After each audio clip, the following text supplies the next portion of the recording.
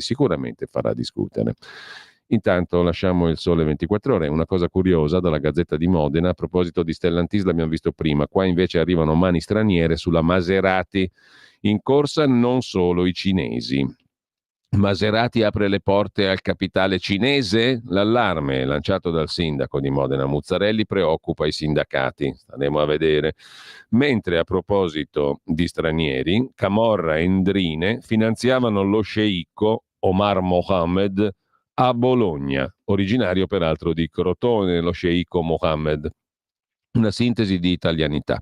Il riciclaggio di denaro nei suoi locali e al DLF spregiudicato nell'acquisto di locali, ristoranti e macchine di lusso coi soldi delle mafie, Camorra e 'Ndrangheta, privo di scrupoli nei confronti di debitori e vittime di usura minacciate di morte, picchiate.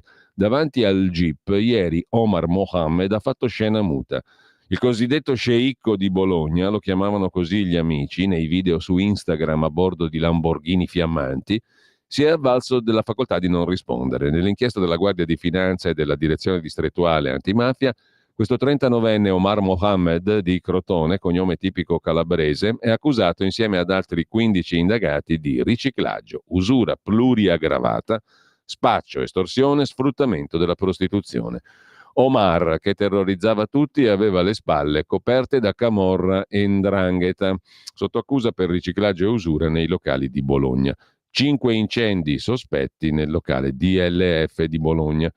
Una storiaccia che la dice lunga sul livello della situazione criminale in Italia. Scontrini senza clienti, lavorare lì è stato un incubo, la testimonianza di un aiuto cuoco di uno dei locali. Ma a Torino c'è anche lì burrasca, qui non c'è Camorra o 'Ndrangheta o Omar Mohammed di turno, ma è indagata un assessore Virano per corruzione e gara truccata a Porta Palazzo. Se ne occupano la Repubblica e la Stampa in cronaca torinese. Favori e consulenze al patron di Mercato Centrale.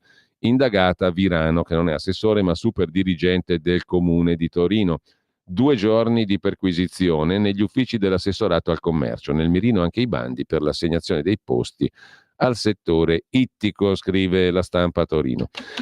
Invece a Napoli 200 donne contro l'opera di pesce, il supercazzo che hanno messo in piazza. È il simbolo della dittatura patriarcale. Una lettera al sindaco Manfredi per chiedere la rimozione del pulcinella fallico da piazza Municipio a Napoli. Così il Corriere in cronaca napoletana. Vi segnalo un bell'articolo su Italia Oggi. La consulta non è della sinistra, deve valutare la compatibilità delle leggi con la Carta Costituzionale e non è chiamata a correggere leggi che non sono condivise dal Partito Democratico, scrive Italia Oggi. Su Italia Oggi anche Filippo Merli da segnalare a pagina 2, Spagna pronta a regolarizzare 700.000 immigrati clandestini, sono il 17% della popolazione straniera non Unione Europea, ma c'è anche il pezzo di Carlo Valentini sulla sanità pubblica, basta risse, vanno trovate al più presto soluzioni condivise. Tornando alla Stampa vi segnalo anche un bel reportage di Nicolò Zancan da Prato, gli schiavi del tessile, Prato, Toscana, in una delle aree più redditizie del paese. C'è chi lavora per 3 euro all'ora, in gran parte pakistani e afghani, dipendenti da ditte cinesi e italiane. Sono stati aggrediti mentre scioperavano perché stanchi e senza tutele. Lavoro 7 giorni su 7, dice Etisam Hussain, lavoratore pakistano. Per ogni problema il capo mi toglie 50 euro dalla paga. Chiedono di fare turni di 8 ore al giorno e di avere un riposo settimanale. E adesso apriamo i 3 articoli che gireranno oggi sul sito di radiolibertà.net. Il primo di Paolo Bracalini sul Giornale, il caso degli spioni, la Lega attacca su Striano, siamo pronti a denunciare. Simonetta Matone, già magistrata, oggi deputata, prepara un esposto dopo le incursioni ai danni dei vertici leghisti. In una procura nessuno agisce da solo, lo dico da ex magistrato, dice la dottoressa Matone. Da Matteo Salvini al tesoriere Alberto Di Rubba, dal sottosegretario Claudio Durigona all'ex ministro, ora presidente della Camera Lorenzo Fontana, solo per citarne alcuni. Dall'enorme quantità di accessi abusivi per spiare conti correnti e dati riservati emerge una speciale attenzione per gli uomini della Lega. Il partito di Salvini monitora da mesi quel che emerge dall'inchiesta di Perugia. Adesso va al contrattacco, anche legale. Il dossier è in mano a Simonetta Mattone, deputata ex magistrato.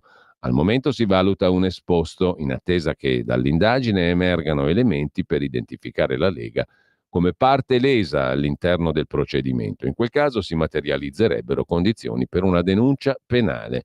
C'è un ventaglio di ipotesi di reato. Io, dice Matone, da ex magistrato, ne ipotizzo 4: accesso abusivo a sistemi informatici, rivelazione segreti d'ufficio, corruzione se hanno pagato per ottenere i dati e infine, per i giornalisti coinvolti, ricettazioni.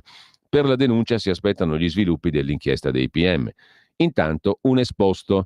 Già da quello che è filtrato è abbastanza evidente che la Lega sia stata attenzionata da Striano, probabilmente da quelli che lavoravano con lui. Il calcolo è stato fatto dal deputato leghista Cantalamessa, componente della commissione antimafia. 230.000 accessi illeciti in 3 anni, uno ogni minuto e 21 secondi. Ho lavorato 41 anni in procura. Posso dire che le procure sono uffici gerarchizzati quant'altri mai, spiega la deputata leghista Matone. È impossibile che un investigatore agisca con autonomia. Tutto quello che facevamo fuori dall'ordinario doveva essere riportato al procuratore capo. Perciò, osservando la successione degli accessi di Striano e il numero impressionante di accessi, la domanda è: possibile che abbia agito da solo? Mi sembra molto difficile, osserva Matone, che nessuno dei suoi superiori fosse a conoscenza della sua attività. Già questo è impossibile in una normale procura, a maggior ragione nella Direzione Nazionale Antimafia. Quando facevo il PM per ottenere un certificato dei carichi pendenti o l'anagrafica di un soggetto, per studiare connessioni familiari nel campo dei maltrattamenti, dovevo indicare al mio ufficio il numero del procedimento per il quale lo chiedevo. Non avrei potuto ottenerlo solo per farmi i fatti di qualcuno. Qui invece vediamo accessi ripetuti per ricavare dati riservati. Per quale finalità investigativa? La Commissione parlamentare antimafia, scrive il giornale, sta indagando sul dossieraggio con audizioni di magistrati che avevano responsabilità presso la Direzione Nazionale Antimafia del servizio SOS, cioè segnalazione operazioni sospette. Tra i parlamentari in commissione l'ex capo della Direzione Antimafia Federico Cafiero De Rao, ora deputato, in un evidente conflitto di interessi. Conferma Matone. Non è tenuto a dimettersi, ma ragioni di buon gusto, istituzionale e opportunità renderebbero necessario un suo passo indietro. Intanto, dopo immigrazione e giustizia, processo Open Arms, il dossieraggio è l'altro fronte su cui la Lega intende dare battaglia. Il sottosegretario leghista al Ministero dell'Economia Freni elenca accessi abusivi, spionaggio, acquisizione impropria documenti. Ultimi i 7.000 accessi del funzionario di Banca Intesa a Bari o la notizia del dossier raccolto sul presidente della Camera leghista Lorenzo Fontana. Questo è il primo articolo di oggi. Il secondo ce lo fornisce Avvenire. Più famiglie risparmiano sul cibo, un terzo taglia quantità e qualità del cibo consumato. Dall'analisi Istat sull'andamento delle abitudini per consumi nel 2023 emerge che il 31,5% dei nuclei familiari ha limitato gli acquisti alimentari, era il 29% l'anno scorso. A causa dell'alta inflazione si è speso di più pur comprando di meno. Hanno speso di più per comprare meno, abbassando l'asticella sia della quantità sia della qualità dei prodotti che hanno comprato. In un 2023 segnato da alta inflazione, forti rincari sugli alimentari, sempre più famiglie italiane hanno reagito riducendo gli acquisti di cibo e privilegiando i marchi economici rispetto a quelli di prima fascia. La tendenza emerge dall'analisi dell'Istat sull'andamento della spesa per i consumi durante lo scorso anno, in cui si evidenzia che molti nuclei sono stati costretti a risparmiare meno, oltre che a modificare le proprie abitudini di consumo, come reazione al caro vita. La propensione al risparmio delle famiglie consumatrici è stata infatti del 6,3%, in calo rispetto al 22, era il 7,8%, molto al di sotto del livello pre-Covid. Nel 19 le famiglie avevano una propensione al risparmio dell'8% del reddito, è scesa al 6,3%. Quanto alle scelte alimentari, il 31,5% delle famiglie intervistate nel 23 dichiara di aver provato a limitare rispetto al 22 la quantità e o la qualità del cibo acquistato. Nel 23, a fronte di un forte incremento dei prezzi di alimentari e bevande analcoliche, le spese delle famiglie per l'acquisto di questi prodotti sono cresciute del 9,2% rispetto all'anno precedente. Gli aumenti hanno interessato tutte le classi di spesa della divisione alimentare, ma sono stati particolarmente elevati per le spese destinate a cibi pronti e altri prodotti alimentari pronti non altrove classificabili: oli, grassi, ortaggi, tuberi, legumi, latte, prodotti lattiero-caseari, uova, zucchero, cereali, insomma, per quasi tutti i beni di prima necessità. Per la carne, che da sola rappresenta il 21% della spesa alimentare, l'aumento è stato del 6,7%, 111 euro al mese. La spesa media mensile per consumi delle famiglie in valori correnti è aumentata. In termini reali si è ridotta. Insomma, hanno speso di più per comprare di meno e hanno tagliato quantità e qualità le famiglie. Se questo sia sintomo di benessere o no, beh, insomma, fate voi.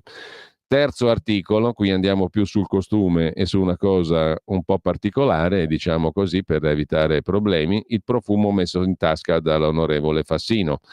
Furto al duty free, ministro di giustizia tra l'altro a suo tempo, nonché segretario del PD. In ogni caso è finita con una archiviazione per condotta riparatoria, cioè ha risarcito, ha pagato circa 500 euro, disposta dal GIP di Civitavecchia, e lo scrive il Fatto Quotidiano, ma anche la Stampa di oggi su Cronaca di Torino. Comunque è finita con il pagamento di 500 euro la storia del piccolo incidente che ha coinvolto nei mesi scorsi Piero Fassino. Archiviazione giunta anche in relazione alla tenuità dell'episodio, come prevede il codice di procedura penale, e al fatto che Fassino fosse incensurato.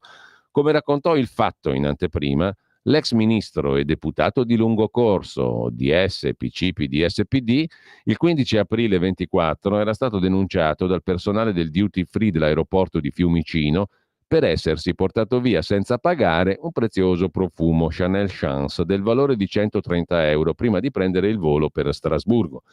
Fassino spiegò in quell'occasione di essersi distratto rispondendo al telefono e di aver appoggiato il prodotto in tasca perché aveva le mani occupate, non l'ha appoggiato su uno scaffale, è più comodo appoggiarselo in tasca. Circostanza però smentita dalle immagini della videosorveglianza che sono finite agli atti.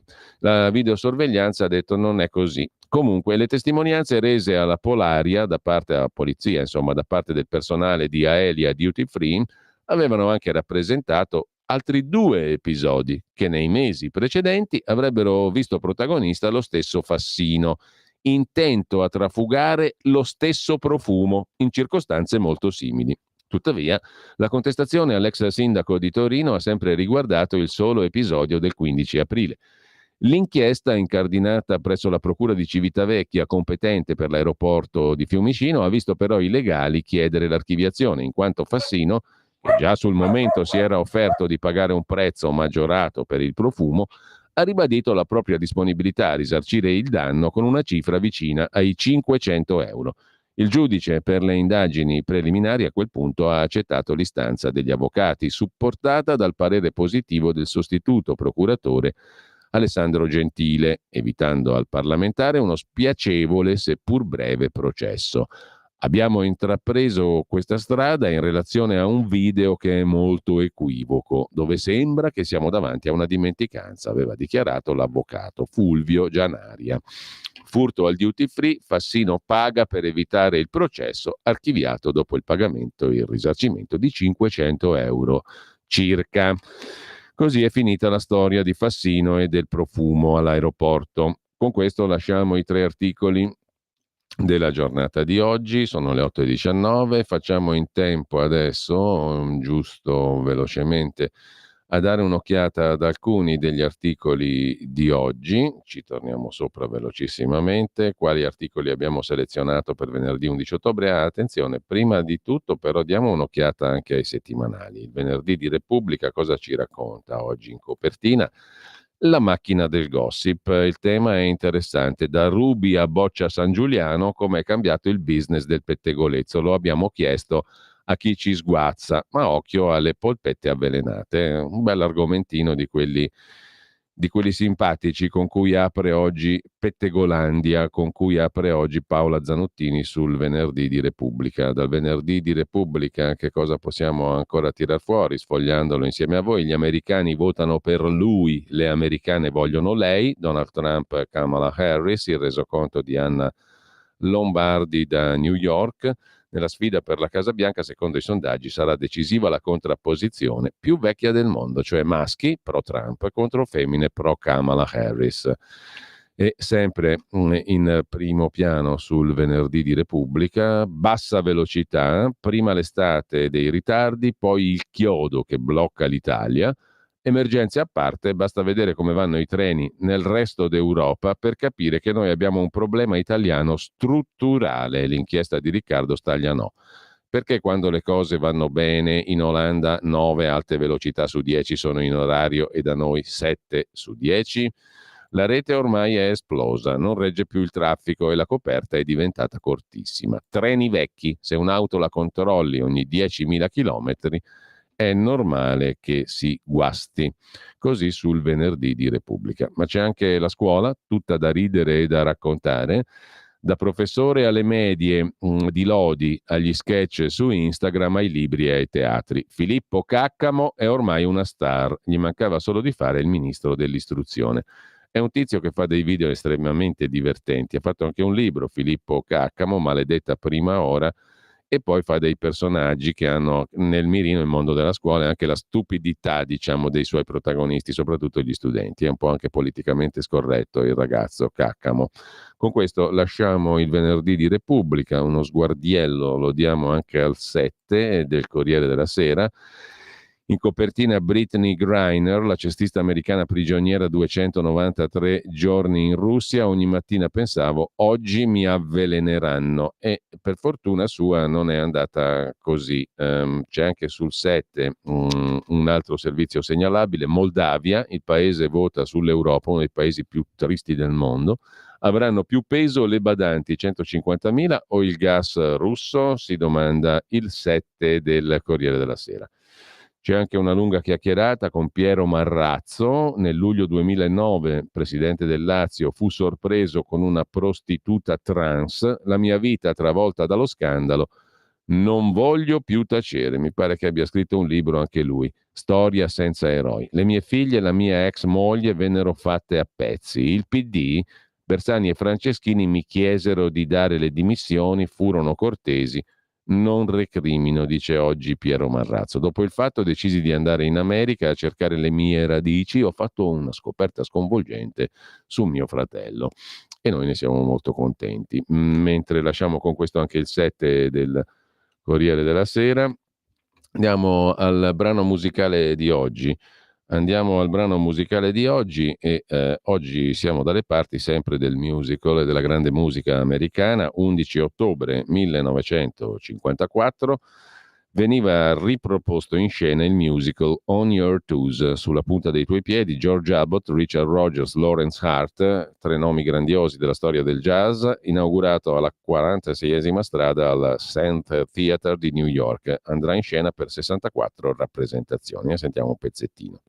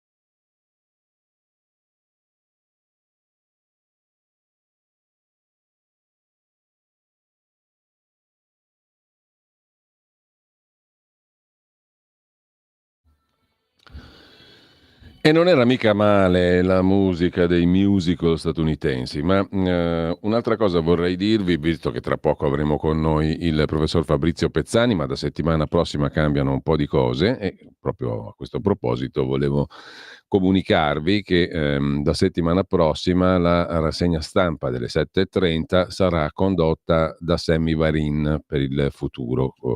Tutto è reversibile nella vita, però è una scelta che è andata maturando nel corso di questi mesi e che è molto semplice da spiegare. Quando ci si accorge che, insomma, magari qualcosa ha fatto il suo tempo, e non è certamente, diciamo, né stanchezza né usura né nient'altro, perché fare la rassegna stampa è una cosa molto bella, è divertente. Metti le mani sulle cose della giornata, le scegli tu, capisci come va il mondo, lo puoi capire da tante cose, però se fatto in un certo modo può avere un senso per una certa epoca storico, politica, giornalistica, anche editoriale. Fatto in un altro modo avrebbe forse più senso rispetto a quello che è lo spirito dei tempi, di questi tempi qui, no? Quindi, in poche parole, io ho deciso, facendo un'analisi da professionista, da giornalista che per tanti anni ha fatto questa rassegna stampa e anche da direttore di questa emittente, in pieno accordo con il direttore responsabile, Giovanni Sallusti, di inaugurare un nuovo capitolo della rassegna stampa. La rassegna stampa è sì uno sguardo sul mondo, ma è anche un modo per indirizzare, diciamo così, le cose della giornata. Dunque, dal mio punto di vista, e di questo sono fermamente convinto, e di questo è convinto anche il direttore responsabile Sallusti, abbiamo deciso appunto di inaugurare un nuovo corso della rassegna stampa che sia meno, tra virgolette, attenta a determinate cose. La conoscete, è inutile che io ve la racconti perché il modo in cui l'ho condotta per tutti questi anni, non sono mica pochi, è dal 97, è un modo che voi conoscete benissimo. Secondo me, e son partito da lì, secondo me è giunto il tempo di una cosa un pochino più, diciamo così, militante, una rassegna stampa più militante, più orientata e perfettamente rispondente a quello che è appunto lo spirito dei tempi. Ehm, Così Sammy Varin dal lunedì prossimo condurrà la rassegna stampa. Poi ci ritroviamo tutti insieme alle 12.30 con lui per raccontarcela ancora questa storia e raccontarsela anche con voi, evidentemente, con voi che siete il punto di riferimento di qualsiasi servizio, perché alla fine, che sia militante o no, la rassegna stampa è un servizio. Mi sono reso conto che il mio tipo di servizio è fuori dai tempi, no? Che corrono. Qualcuno potrà giudicarlo bene, ma non importa. Io sono fermamente convinto di quello che sto dicendo e quindi mi sono mosso di conseguenza, trovando per fortuna il pieno accordo anche degli altri. Quindi andiamo bene così. Quello che volevo dire è che però, e ci tengo molto, debutta una nuova trasmissione condotta da me, da lunedì al venerdì, negli spazi che seguono la rassegna stampa. Manterranno il loro spazio Scuola di Magia, la trasmissione di Carlo Cambi, Gli Scorretti. Possiamo comunque inserirle in questa nuova trasmissione che ha un titolo, Auto da Fè, che si rifà perfettissimamente al libro di Elia Scanetti scritto nel 1935, ma anche a quella temperie lì, a quella cultura lì, a quel periodo lì, tra le due guerre, quando scoppiarono le dittature novecentesche. Secondo me ci sono molti paragoni possibili con quel periodo e l'oggi, completamente differenti ovviamente, sia il periodo che le dittature, però qualche cosa di sinistramente simile possiamo cogliere. L'introduzione, il motivo per cui Auto da Fè è il titolo, Auto da Fè ha anche a che fare con l'Inquisizione spagnola, la pronuncia di condanna e l'esecuzione capitale, o la biura. Comunque, tutte cose molto attuali, come capite. Debutterà lunedì prossimo questa nuova trasmissione alle 10 nel caso del lunedì. Ha un orario un po' variabile, diciamo che 9:30 in avanti, fino alle 11 sicuramente.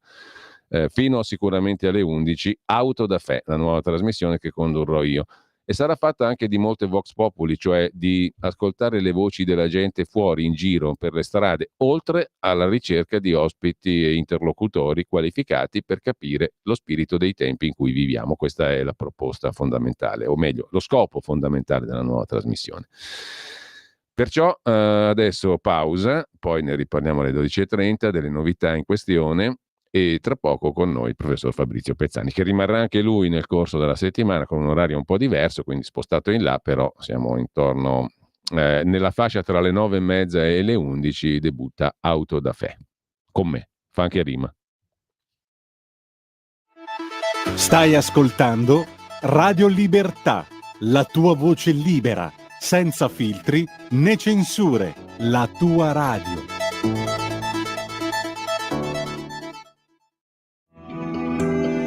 Il meteo.it presenta le previsioni del giorno. Torna ad aumentare la pressione atmosferica sul nostro paese grazie all'allontanamento dell'ultima perturbazione. In mattinata sole prevalente da nord a sud, con presenza di qualche nube sparsa o irregolare, soprattutto sulle aree alpine, appenniniche e su quelle meridionali. Nel pomeriggio qualche piovasco solo sui settori alpini orientali. Per il resto tempo asciutto con cielo poco o parzialmente nuvoloso. Per ora è tutto da ilmeteo.it, dove il fa la differenza anche nella nostra app. Un saluto da Lorenzo Tedici. Avete ascoltato le previsioni del giorno.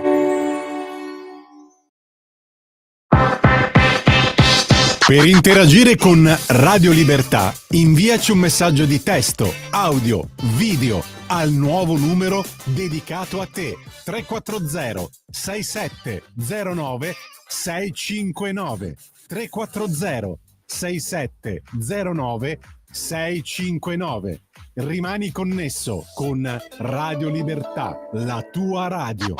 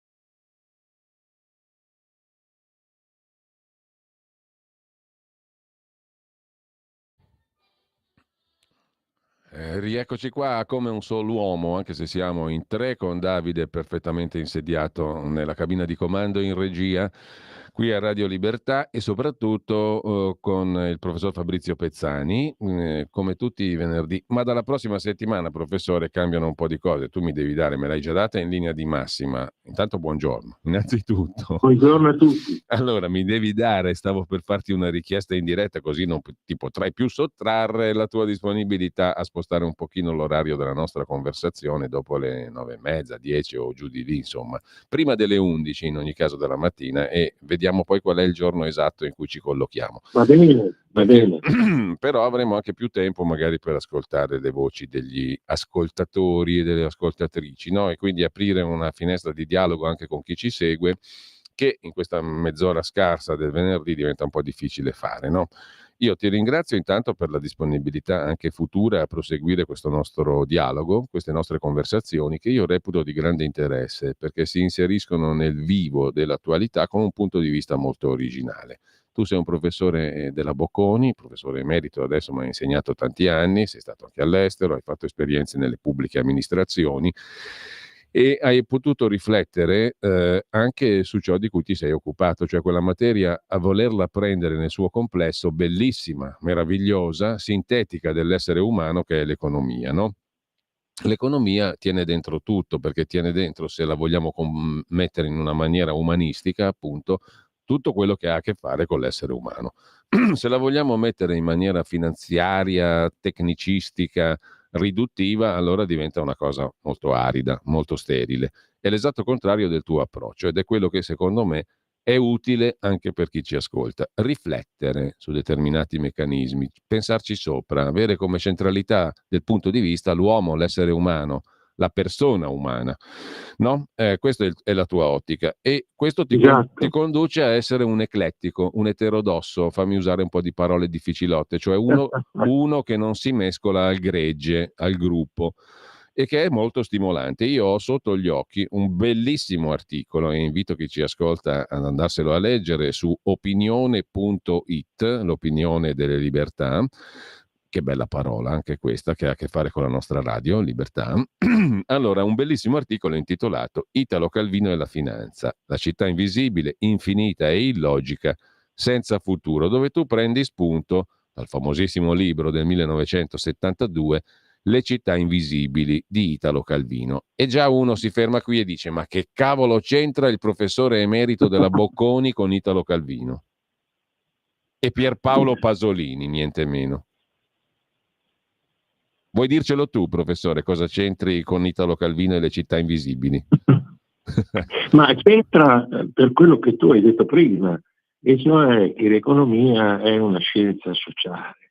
E Keynes faceva questa affermazione: l'economia, Keynes è stato un grande, diceva l'economia non è una scienza difficile, perlomeno non è difficile come la chimica, la fisica, la matematica, ma è strano e curioso che in una scienza non difficile siano poche le persone che si fanno valere.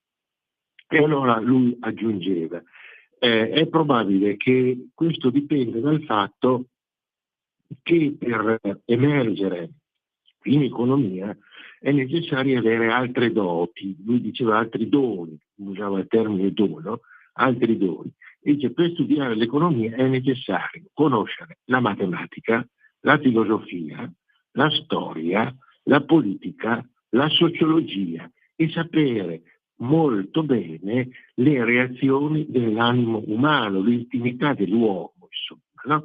E quindi non si può studiare l'economia se non si studia la storia, se non si studia queste materie, la filosofia, eccetera. Quindi è inevitabile, no, che una lettura dell'economia si accompagni alla lettura di altre materie.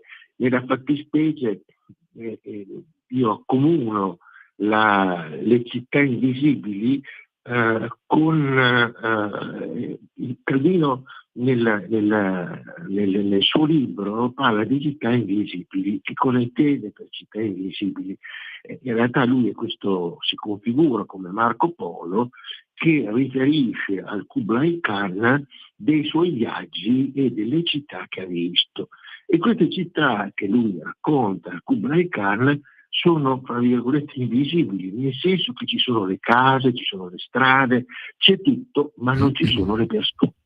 E quindi in mancanza di persone queste città sono vuote, sono invisibili, e alla fine questa situazione si può paragonare al contesto in cui siamo stati trascinati da una finanza antiumana, no? La finanza è qualcosa di strumentale, ma è in mano a un gruppo di persone sopra i paesi, sopra i popoli, sopra i politici.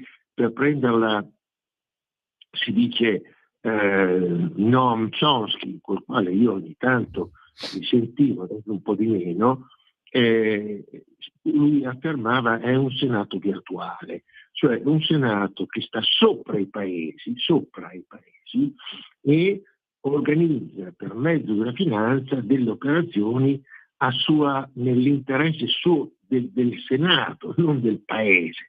E quindi tutte le volte che c'è qualcuno che sgarra si può intervenire con la finanza, si può intervenire a modificare lo spread, a modificare il rating, a far credere alla gente quello che non è, perché la finanza non è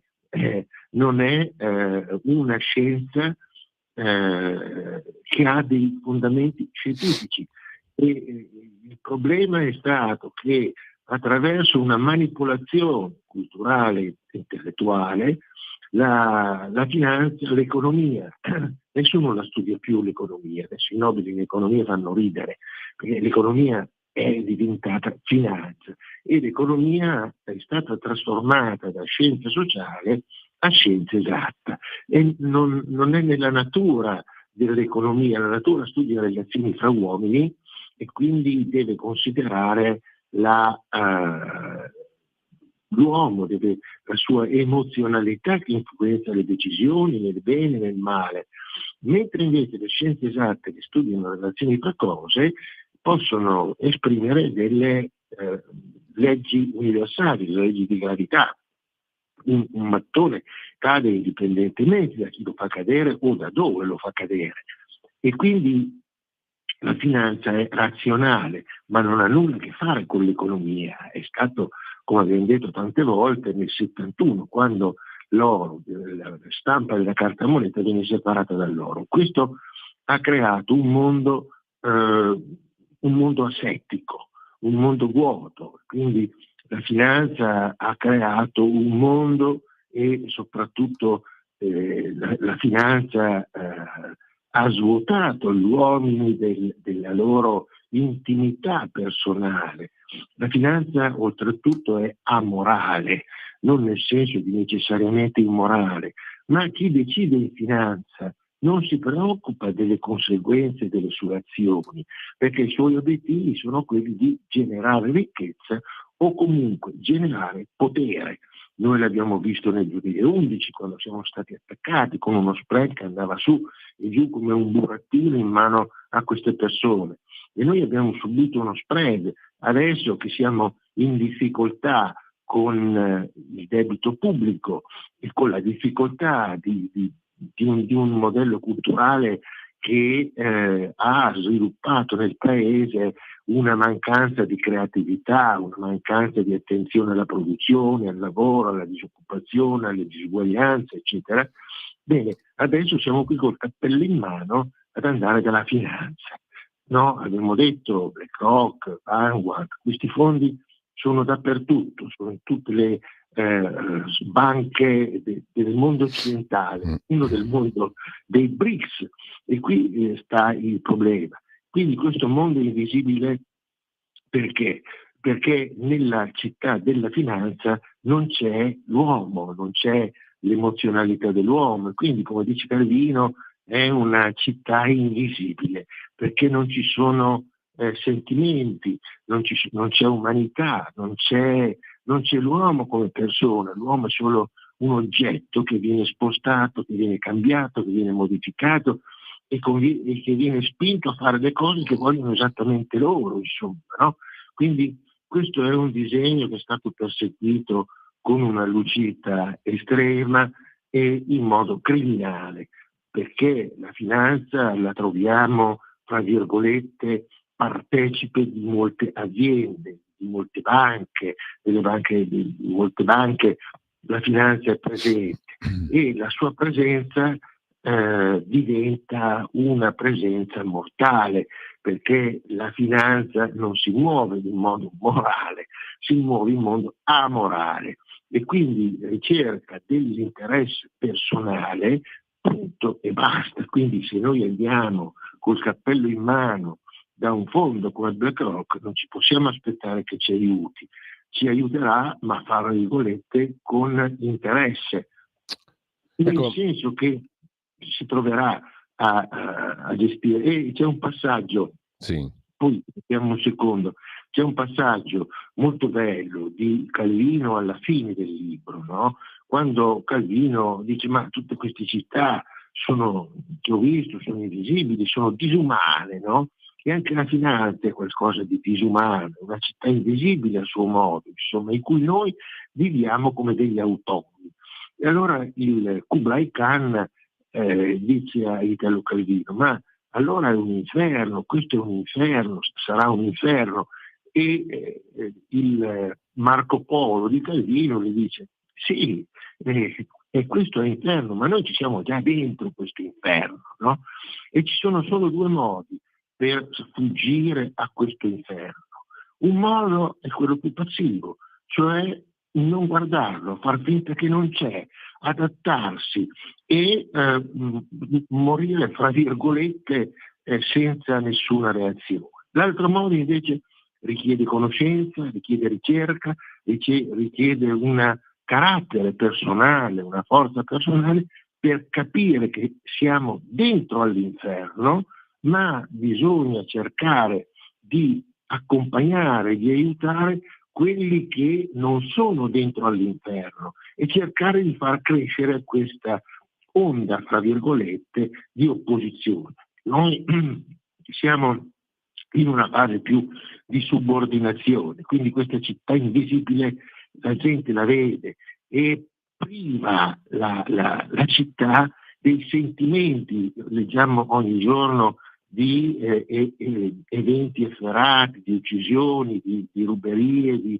e questo sostanzialmente sta privando la società del senso di essere società e sta diventando una sorta, fra virgolette, di scannatoio che poi sia fatto attraverso le mani, le armi, o sia fatto più crudelmente in modo asettico dalla finanza. Questa è la verità, purtroppo drammatica. Professore, mentre tu parlavi, io riscorrevo l'articolo che ho citato prima su opinione.it e lo invito veramente chi è all'ascolto ad andare su opinione.it e a cercarlo. Italo Calvino e finanza, lo trovate facilmente. Città invisibile, infinita, illogica e senza futuro. Allora, non è riassumibile il tuo articolo, o meglio, è riassumibilissimo perché lo hai già fatto parlando fino a poco fa, però c'è dentro una quantità di spunti, di nomi, di autori, di possibilità di riflessione straordinarie, da Alexis de Tocqueville a Ludwig von Mises, ma non per citare qualcuno, ma per cogliere l'essenza di un pensiero, no? E fare in modo che questo pensiero, l'essenza di questo pensiero, gli spunti, gli stimoli, vivano oggi, vivano materialmente, vivano veramente. Cioè è un articolo vivificante per chi lo legge, no? Perché non è sfoggio di erudizione e di cultura. Non basta metterci dentro 4, 5, 6 nomi, Calvino, Pasolini e via dicendo. Hanno Aristotele.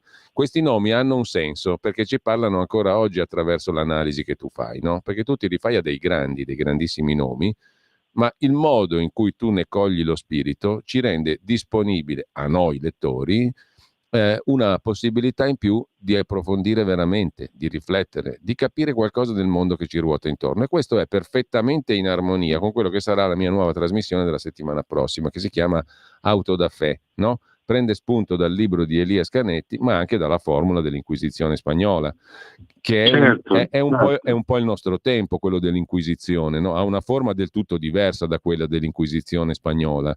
L'eretico di oggi non è più l'eretico del 4, 5, 600, 700, non finisce sul rogo fisicamente magari, in alcuni paesi sì, però diciamo il rogo intellettuale esiste ancora oggi, no? E come? Assolutamente. Il politicamente corretto di cui si parla, il woke, tutto quello che vogliamo, chiamiamolo come vogliamo, ma il rogo per gli eretici esiste ancora, no?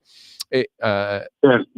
diciamo, e in questa epoca qui, secondo me, diventa ancora più essenziale quel lavoro che tu fai, quel lavoro che ci permette di capire lo spirito dei tempi per decidere cos'è umano e cosa non lo è. Qui mi rifaccio al titolo anche di un tuo libro, no?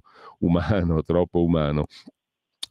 Professore, questa mia premessa serviva soltanto a farti una domanda, cioè, appunto, a proposito di spirito dei tempi e di auto da fé, cioè atto della fede, no? In senso incredibilmente negativo, tra l'altro, in quel contesto. Però, insomma, è tutta da una parte è un'epoca nella quale gli atti della fede o gli atti di fede sono sollecitati a tutti, no? Dobbiamo credere che è così, dobbiamo credere che va bene così, se no siamo degli eretici.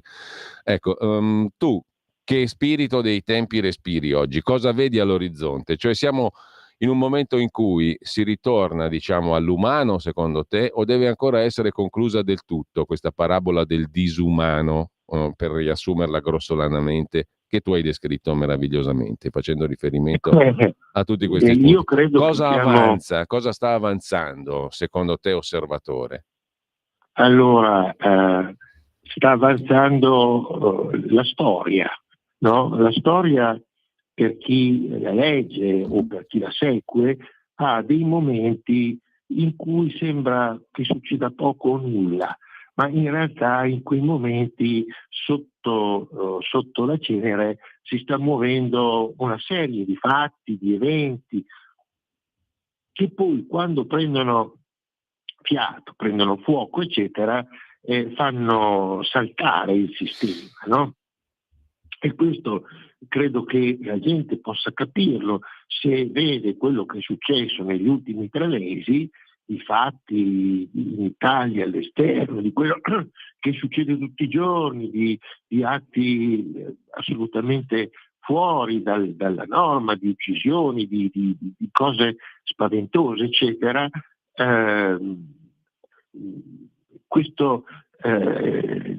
Questi 3 mesi hanno portato a una grande accelerazione della storia, no?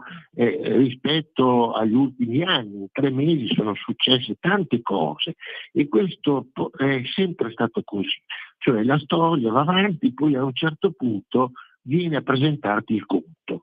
Il conto è che la storia ce lo sta presentando adesso e quindi ci sta presentando un processo di collasso, di fine dell'Occidente, di fine del modello culturale che ha regolato l'Occidente e soprattutto della sua guida, fra virgolette, leader, che sono gli Stati Uniti.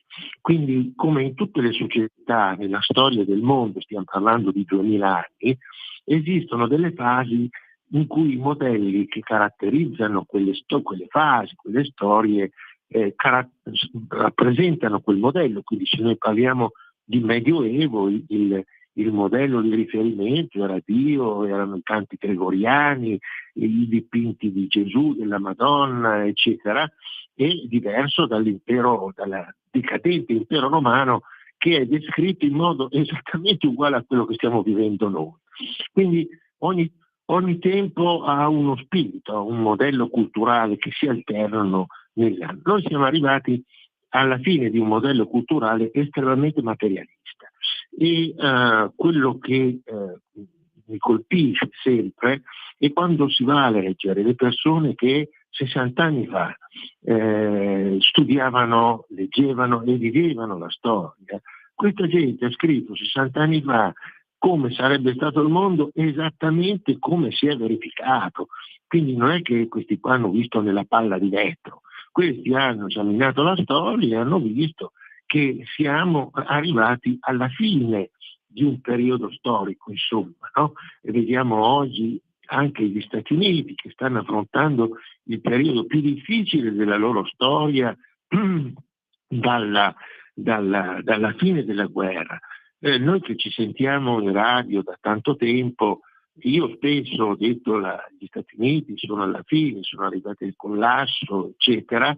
Adesso che questo è evidente, si comincia a scrivere dei libri, l'agonia degli Stati Uniti, la fine degli Stati Uniti. Ora, è chiaro che siamo arrivati a un processo, fra virgolette, molto critico.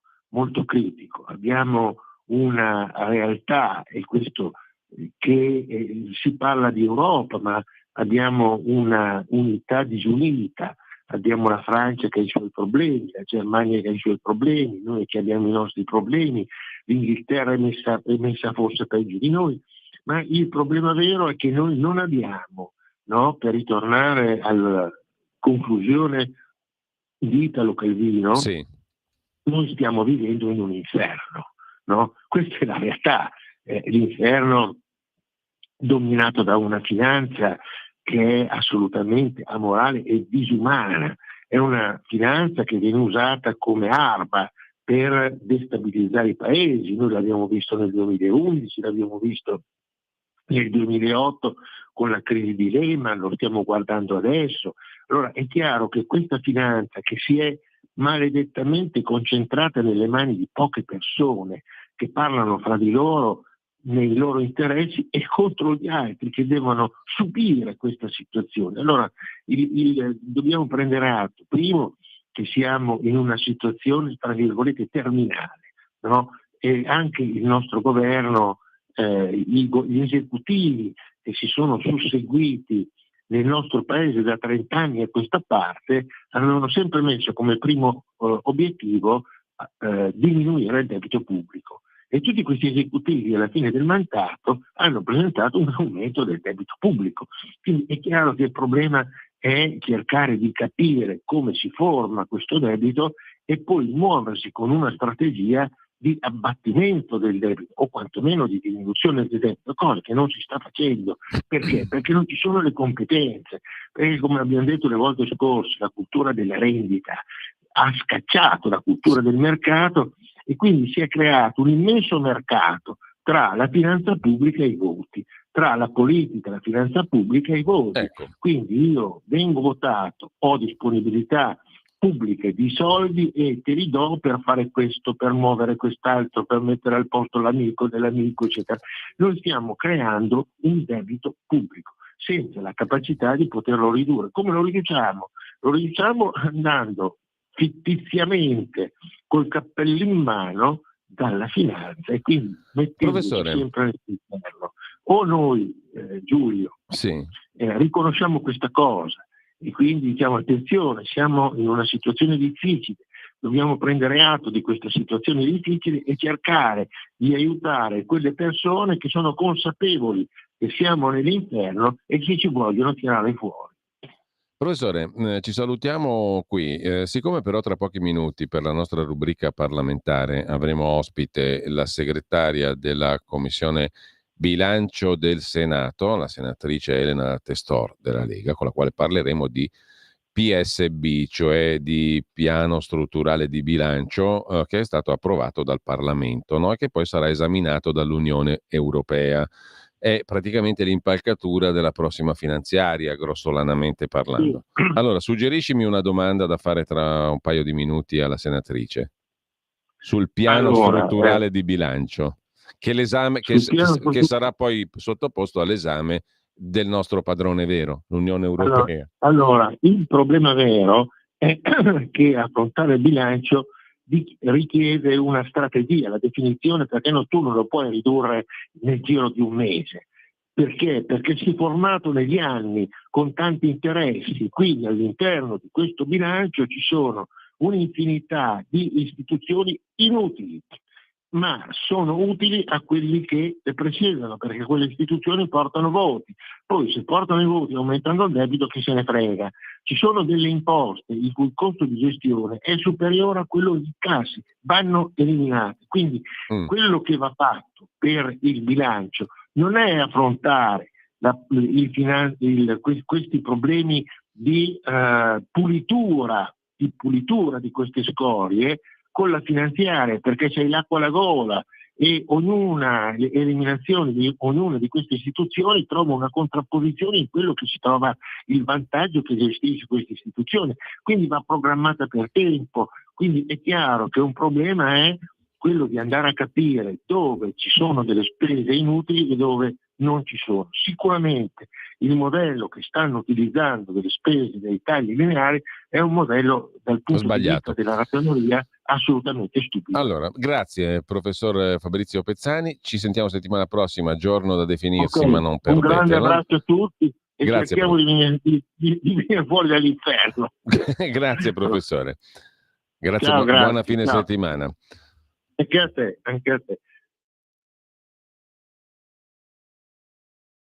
Sempre più liberi con La Tua Radio è il nuovo sito che mette in prima pagina opinioni, firme, notizie, uno sguardo nuovo e originale sui fatti che ci circondano. Il nuovo quotidiano online, semplicemente radiolibertà.net.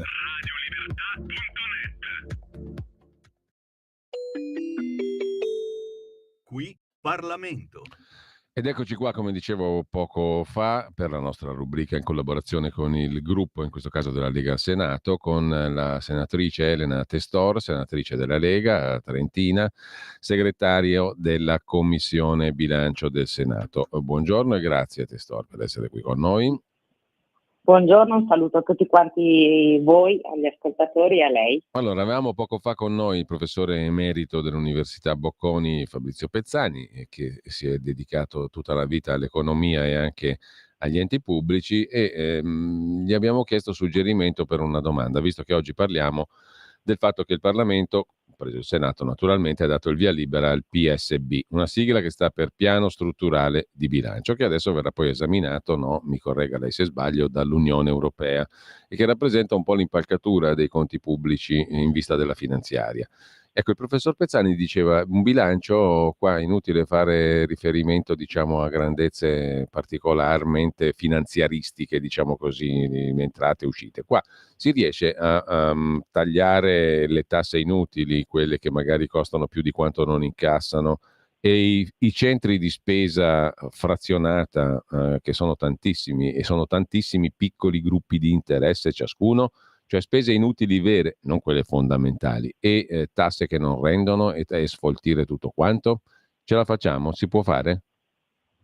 Ma allora guardi, la linea del governo di centrodestra è stata quella di cercare di incassare più introiti senza aggiungere tasse, perché le ricordo appunto che togliendo il reddito di cittadinanza che aveva un costo di 10 miliardi di euro che gravava sul bilancio dello Stato e orientare politiche basate sul lavoro, di fatto questo è riuscito a portare nell'incasso del bilancio dello Stato 9 miliardi, questi sono dovuti non a maggiore tassi, ma bensì all'aumento dell'incasso dell'IRPEF che è dovuto appunto da una maggiore occupazione. Quindi io credo che se si prosegue su questa linea, cioè cercando di valorizzare quella che è la crescita e il lavoro nel nostro paese, riusciamo comunque a omologare un pochino, a abbassare anche un pochino le tasse per tutti gli altri. Ecco, senatrice, se E di dovessimo... fatto bisogna anche pensare a fare un po' di tagli per quanto riguarda, non tagliare per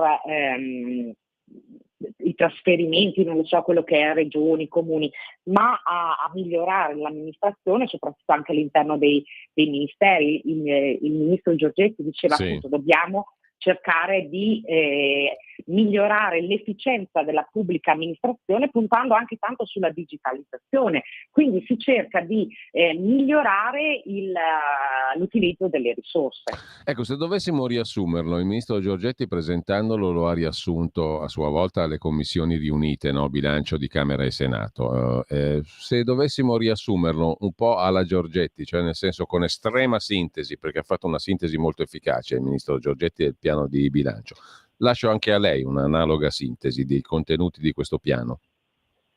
Ma allora guardi, lui l'ha definito un piano ambizioso ma realistico e quindi orientandolo un pochino a quella che è la situazione reale, perché noi dobbiamo confrontarci con la situazione reale che è data ancora dall'incertezza per quanto riguarda i conflitti che ci sono appunto sia nel Medio Oriente che in Ucraina. E quindi basandosi sui dati che abbiamo adesso. Abbiamo visto che nell'ultimo anno comunque l'Italia, con le misure che sono state messe in campo, è riuscita a crescere rispetto diciamo a paesi vicini come può essere la Francia o la Germania. Quindi le azioni che stiamo intraprendendo diciamo sono corrette e sono sulla linea giusta. Praticamente si vuole intervenire, allora bisogna tener conto che nel piano strutturale di bilancio che è a medio termine appunto sono previsti anche quelli che sono gli interventi del piano nazionale di ripresa e resilienza che questi fino al 2026 chiaramente porteranno a degli incrementi, ma gli ambiti in cui si vuole intervenire chiaramente sono giustizia, amministrazione fiscale, gestione responsabile della spesa pubblica, supporto alle imprese e promozione della concorrenza e la pubblica amministrazione. Questi sono 5 ambiti su cui lavoreremo in questi anni e su cui stiamo già lavorando proprio perché ci sono anche dei temi che vanno affrontati. Uno dei temi su cui il ministro Giorgetti anche ha puntato il faro è quella della decrescita demografica, che chiaramente è un problema non indifferente, visto che perdiamo dai 300 a 350 mila cittadini ogni anno, e quindi le misure che sono anche previste dal Piano Nazionale Resilienza per quanto riguarda il sostegno alle famiglie, il sostegno alle fasce deboli, appunto con rendere strutturale il taglio del cuneo fiscale, oppure ridurre a 3 scaglioni per quanto riguarda l'IRPEF. Queste sono misure che sono già in campo e che si vuole portare avanti proprio per riuscire a far sì che il nostro paese riesca a crescere e rientrare, diciamo, nel tasso di crescita previsto e soprattutto nel rientro della spesa debito-PIL al 3% come previsto appunto dalla nuova governance europea. Bene, allora io ringrazio Elena Testor per questa illustrazione sintetica del piano di bilancio, poi avremo modo di risentirci naturalmente da qui alla fine dell'anno per la finanziaria o la manovra vera e propria. Grazie dunque senatrice Testor, buona mattinata. Grazie a lei, buona giornata. Qui Parlamento. E adesso vi proponiamo una conversazione dell'amico e collega Maurizio Bolognetti con Anna Conte, insegnante, architetto, malata di una malattia rara, sclerodermia, e scrittrice. Ha scritto un libro. Si parla anche di questa malattia rara, qualcuno la conoscerà purtroppo, la sclerodermia, e quindi intanto buon ascolto. Noi ci risentiamo poi dopo le 12:30. E poi naturalmente a seguire ci sarà Liberamente, parlando liberamente del venerdì con il direttore responsabile Giovanni Sallusti e i suoi ospiti, e a seguire ancora Pierluigi Pellegrini. Oltre la pagina, c'è tanta roba oltre la pagina.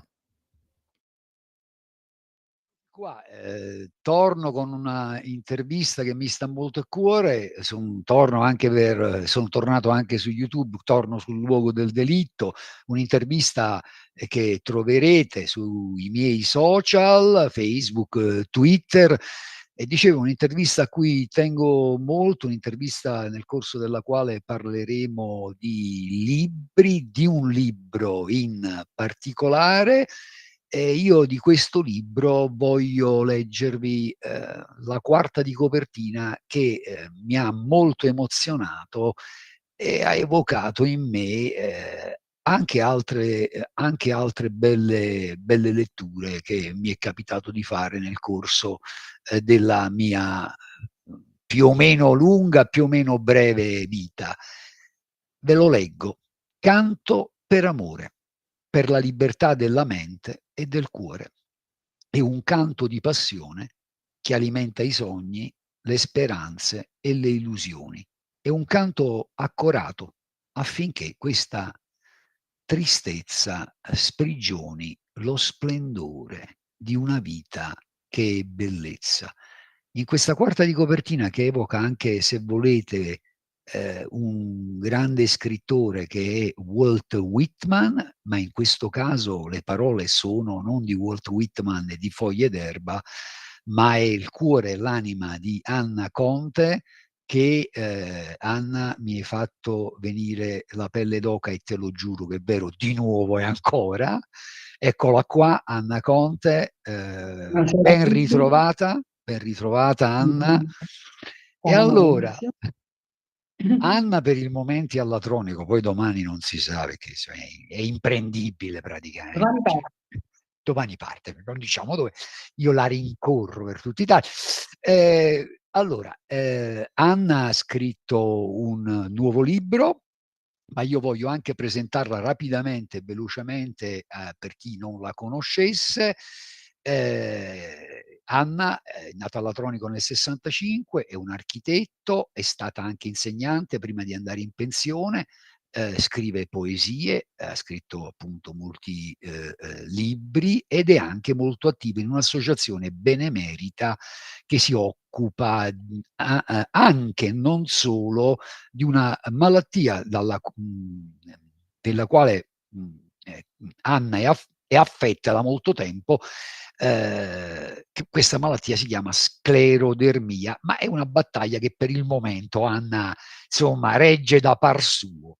Allora, Anna, ti ho presentato, adesso però dico che hai scritto un libro che si chiama Riflessioni di una demente, non confessioni come sbaglio sempre, edito da MTS Edizioni. Questo libro è in preordine e preacquisto, si può trovare sul sito di MTS e si intitola, il titolo è intrigante, Riflessioni di una demente. E allora la domanda viene spontanea, avrebbe detto qualcuno. Intanto, Anna, perché questo titolo, da cosa nasce? Sicuramente magari è stato preceduto da un po' di tuoi post che sono, guardate, divertentissimi e ridere fa bene, tra l'altro, autoironici su Facebook. Perché questo titolo, da cosa è nata la voglia di scrivere questo nuovo libro? Che cosa troveremo in questo tuo nuovo libro?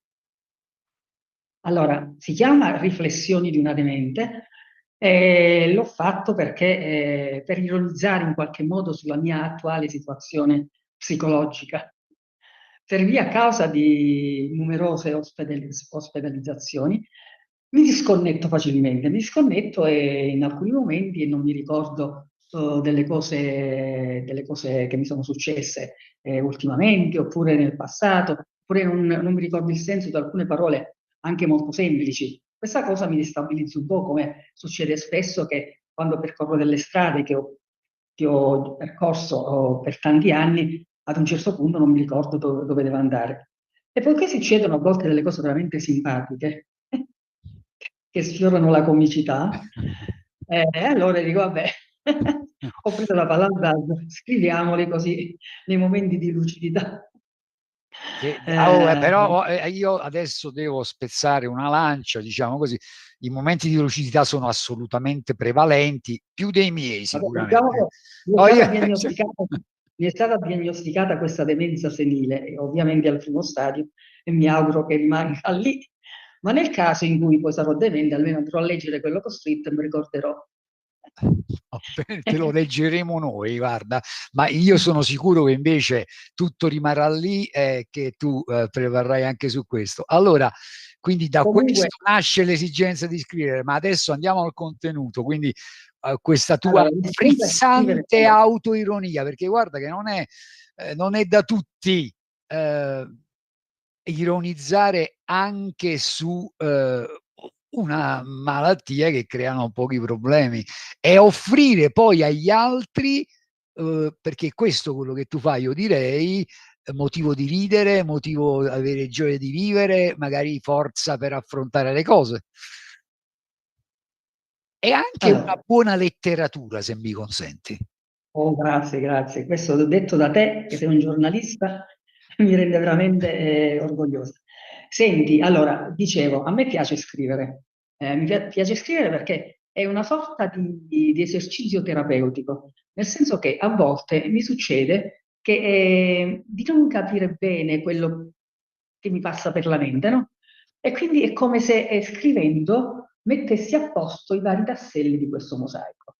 Nel momento in cui esterno quello che ho dentro, magari scrivendolo, le cose riesco ad avere un filo logico rispetto alle cose che mi succedono e quindi poi la situazione mi risulta essere chiara. E quindi lo faccio, diciamo, a scopo terapeutico, lo faccio perché mi piace condividere con gli altri quello che la mia esperienza, le mie emozioni, le mie sensazioni. Questo libro, mi chiedi perché ho scritto questo libro? Questo libro l'ho scritto perché mi ero già ripromessa di farlo, perché ho raccolto questa serie di poesie da un po' di anni. Ci sono anche poesie, infatti. Ci sono anche tante poesie. Ci sono anche tante poesie. Sì, ci sono poesie, racconti, delle citazioni, delle cose che fanno riflettere.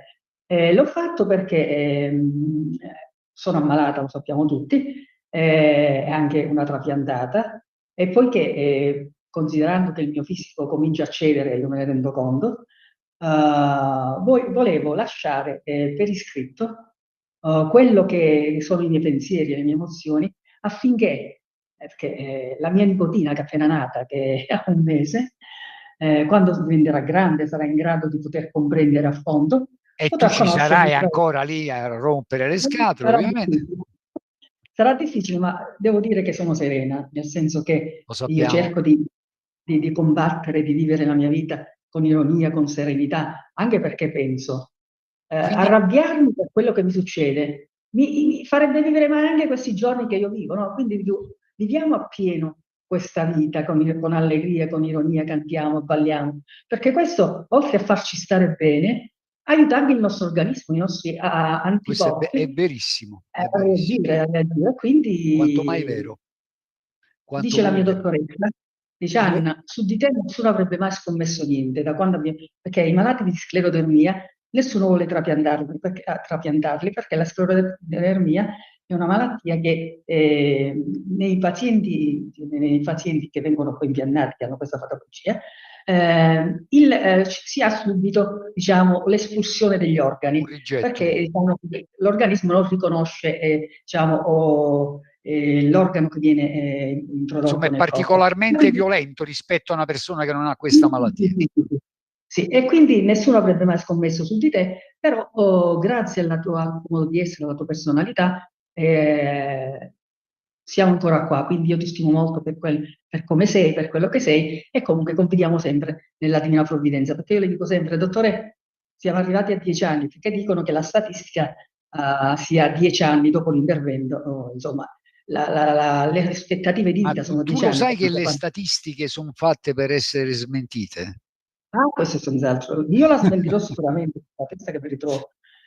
E mi auguro di poterlo fare, e in ogni caso ce la metto tutta. Senti, e allora anche da nonna, perché abbiamo capito che questo libro ha una dedica, immagino, all'inizio c'è dedica a Anna Junior, giusto? Anna Giulia.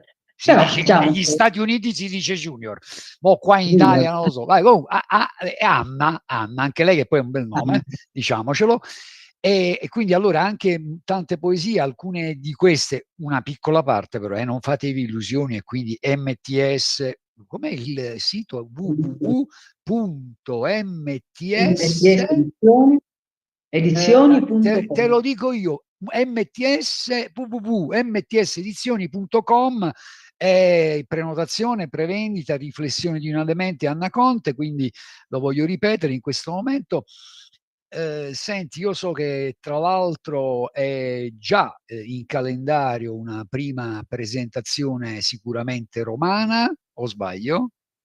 Sì, a Roma, a Milano, dove c'è la mia nipotina ovviamente, poi la faremo a Latronico, in altri posti. Sono già stata contattata da alcune associazioni per Bene, poterlo andare a presentare lì. molto Però volevo bene. aggiungere che questo libro è dedicato alla mia nipotina, però ha dei contenuti che ovviamente riguardano tutti, insomma, no? È un modo dove ci sono delle poesie, dei brani dove ognuno può specchiarsi, quindi è un modo di lasciare qualcosa di me alle altre persone.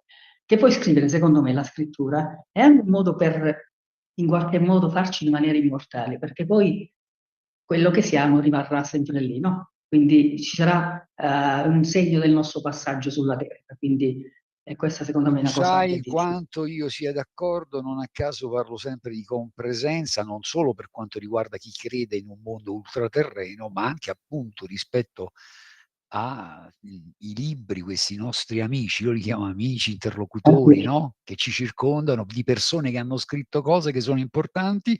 Tu hai detto terapeutico per me, secondo me è terapeutico pure per chi legge, veramente. Comunque, va bene. Terapeutico per tutti. Quindi terapeutico per tutti, e poi leggere fa bene, bisognerebbe leggere di più in questo benedetto paese. Ne approfitto per dire che dobbiamo uscire.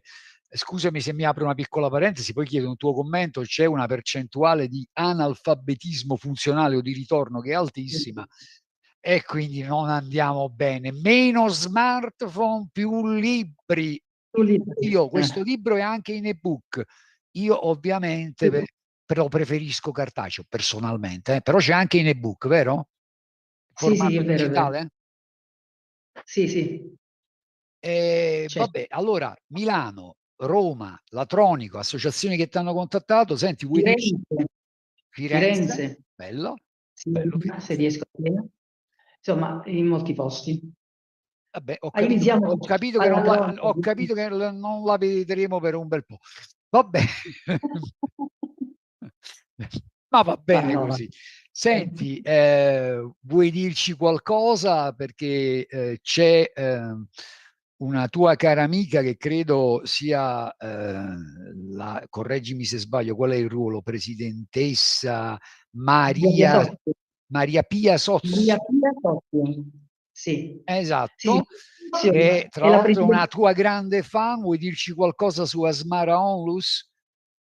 Ecco, associazione Asmara Onlus, significa associazione appunto malattie rare, è un'associazione che è nata proprio per dare un aiuto agli ammalati, molti ammalati di queste patologie. È un'associazione molto attiva a Roma, sul territorio, in Italia, insomma. La presidente si prodiga, Maria Pia Sozzi, appunto, insieme agli altri che ne fanno parte, per stare appunto vicino agli ammalati. Come? Cercando di veicolare tutte le loro richieste, che ne so, un malato ha bisogno di avere una visita oppure non sta bene, chiama l'associazione e l'associazione poi, diciamo, l'indirizza presso l'ospedale o presso lo specialista che possa aiutare, che può aiutarli. Oppure ha degli sportelli dove ci sono gli psicologi, ci sono tanti altri professionisti che possono aiutare gli ammalati. Organizza tanti convegni, dove vengono invitati grosse personalità del campo medico, istituzionale, proprio perché per mantenere sempre aggiornato i pazienti su quello che succede a livello nel campo medico, no? Per scoperta di nuovi farmaci, come approcciarsi rispetto a queste malattie, come insomma rapportarsi con queste patologie. E quindi è un'associazione, tra l'altro invito a coloro che stanno ascoltando di iscriversi a questa associazione, perché è un'associazione veramente importante, che veramente dà una mano a tante persone bisognose e in molti casi diciamo, aiuta anche a salvargli la vita in molte occasioni. Dobbiamo ringraziare veramente la nostra presidentessa Maria Pia Sozzi, perché è una persona molto attiva, nonostante e malgrado i suoi problemi di salute, che sono anche tanti, però è una persona che non si ferma mai, molto attiva, sempre presente, quindi una persona veramente encomiabile, una grandissima persona. Come te. A grandi linee questa è l'associazione. Detto come te. Attuale. Ho detto Cosa? come te. No, come me, molto più di me. Vabbè, dai, vabbè. Mi assumo la piena responsabilità di quel che dico. Adesso non so che cosa è successo. Ci sono. No, sta facendo un giro tondo col telefono. E io non... Allora, è tornata orizzontale. Allora, io, se tu sei d'accordo e se non hai altro da aggiungere, la concluderei così e magari lo facciamo a due voci. Riguardo al mio libro, voglio aggiungere qualcosa riguardo al mio libro. Vai. Cioè, questo libro è diviso in capitoli. Ogni capitolo parla di un sentimento, l'amore, l'amicizia, la lontananza, l'assenza, e ogni capitolo poi racchiude dei racconti e delle poesie inerenti a questo argomento. Poi ci sono anche delle immagini all'interno del libro stesso. È un libro, a mio avviso, molto ricco, perché non è il solito libro di poesie, che magari il libro di poesie sicuramente per gli appassionati è bello leggere tante poesie, però questo è un libro che a mio avviso non fa stancare, nel senso che c'è la poesia, poi c'è il racconto, poi c'è la citazione, e quindi è un susseguirsi di tante cose. E non è, voglio dire, ripetitivo, si legge, secondo me, molto bene.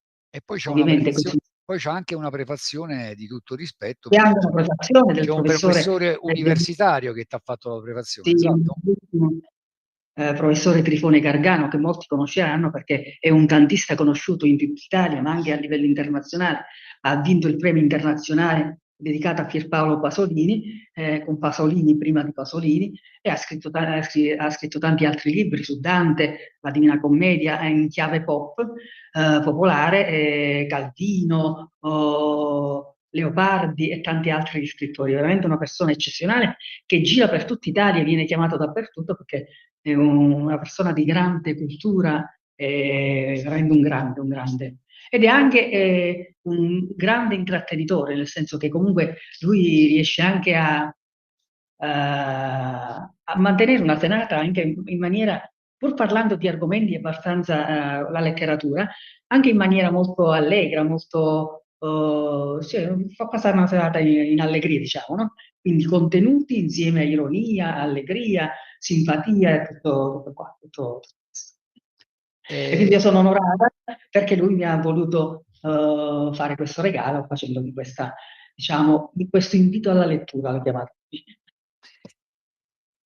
Amicizia per me è costanza dell'attenzione che ci si concede, ed è un sentimento importante, una parola a volte si spende con troppa leggerezza. Amicizia è una cosa bella, molto bella, è importante, che ci arricchisce. Vabbè, hai altro da aggiungere? No, soltanto a tua discolpa? Sto vestendo i panni del pubblico ministero. Fatemi sapere cosa ne pensate. Perché fate sapere cosa ne pensate ad Anna Conte, però intanto due cose. Vi tocca. Rileggo la quarta di copertina, quindi finiamo come abbiamo iniziato e poi con Anna ricordiamo assieme dove si può procedere al preordine e al preacquisto. Quindi vi chiedo ancora un po' di pazienza, ma io voglio rileggervelo davvero. Anna Conte che scrive: canto per amore, per libertà della mente e del cuore, è un canto di passione che alimenta i sogni, le speranze e le illusioni. È un canto accorato affinché questa tristezza sprigioni lo splendore di una vita che è bellezza. Allora, MTS, www.mts.com, giusto? Lo ripeti anche tu, per favore? www.mtsedizioni.com www.mtsedizioni.com, in preordine, in preacquisto. Se lo fate prima del 16, quando c'è l'uscita ufficiale, io direi che è bene farlo, anche perché sarebbe un segnale forte per un libro dai contenuti importanti, che sì, ci farà sicuramente sorridere, ci regalerà gioia, magari anche un velo, chi lo sa, ogni tanto di tristezza che immediatamente svanisce, però è un libro importante, e quindi www.mtsedizioni.com. Anna.